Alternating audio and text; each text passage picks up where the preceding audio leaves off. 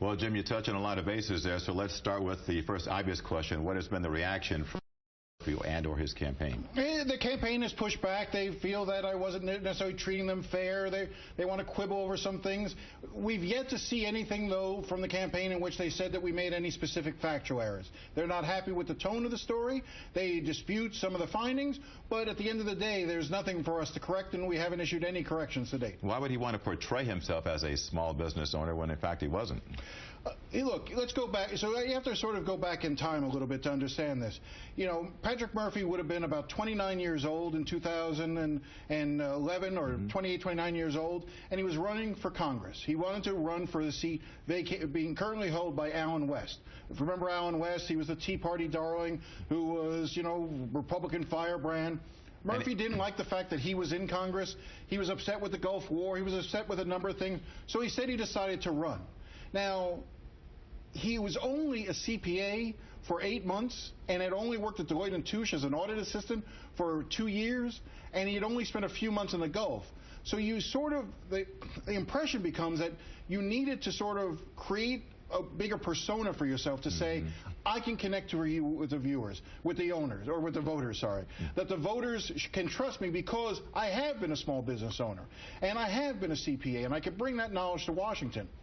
The question is, how much was he truly a CPA and a small business owner? And we're finding not very much. Didn't he win a very close election against West, and wasn't there a recount involved there? He did. You know, it was a very close election. You know, again, really that election turned out more to be a referendum on Allen West than it was about Patrick Murphy. Yeah. Now, Patrick Murphy's district was redrawn so that he was fairly easily able to win re-election in 2014.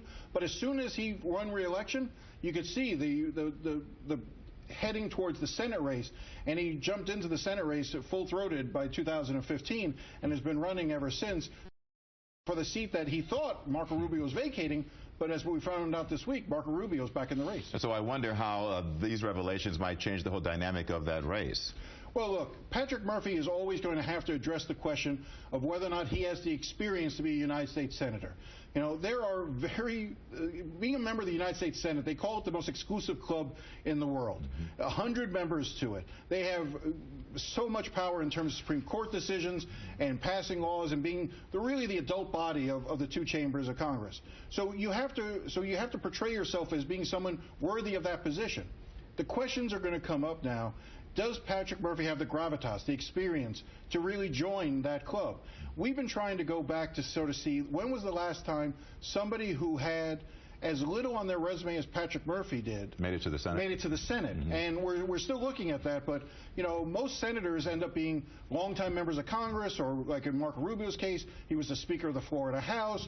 Bob Graham was governor before he was a senator. So you tend to have those sorts of credentials before you run, and that's going to be a question that Murphy is going to have to address. And wasn't Murphy the first guy to criticize Rubio for jumping back into the race? Oh, absolutely. No, this election is going to be, you know, it's a national election. The race between Marco Rubio and if Patrick Murphy wins, because again, Patrick Murphy is the leading candidate right now, but he still has to get through a primary with Alan Grayson, another Democratic congressman from Florida, who is a bit of a firebrand himself and has the backing of Bernie Sanders. But assuming that he does win, we might have the exaggerator versus the backpedaler? You could have those two situations where you have this major contest.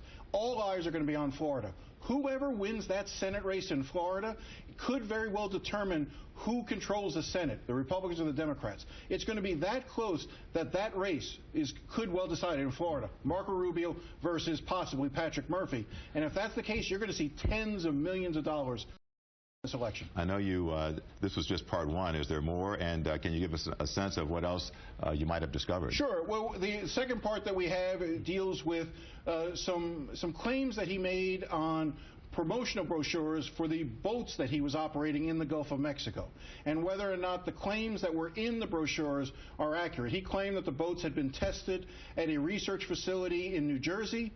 We contacted that research facility. It turned out those boats were never tested at the research facility, and we've now learned that an element of the boat, some of the technology used on the boat, was indeed tested at the facility in 1978 5 years before Patrick Murphy was even born. Wow. We'll be looking forward to that report too, Jim. Thanks so much. Jim DeFede, a CBS 4 News investigator. Still to come, trying to get your kids to read? Well, how about you promise them a trip to the barber shop, and then you can get 2 things done in 1 trip? We'll explain on Focus when we come back.